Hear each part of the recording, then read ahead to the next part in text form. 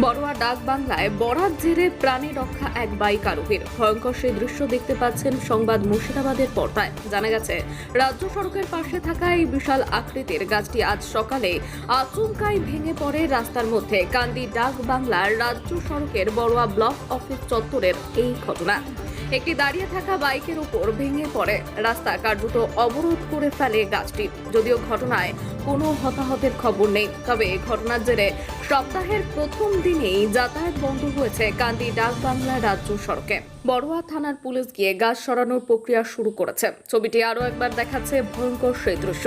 দেখতে পাচ্ছেন সংবাদ মুর্শিদাবাদের পর্দায়। গাছের নিচে থাকা এই বাইকের ওপরে একটি গাছ ভেঙে পড়তে তুমড়ে মুচড়ে গেছে বাইকটি। তবে বাইকের ওপর যদি কোনো বাইক আরোহী থাকতো তাহলে হয়তো ঘটে যেত মর্মান্তিক ঘটনা। যদিও বরাত জেরে এই ঘটনা থেকে বাইক আরোহী তার প্রাণ রক্ষা পেল। ব্যুরো রিপোর্ট, সংবাদ মুর্শিদাবাদ।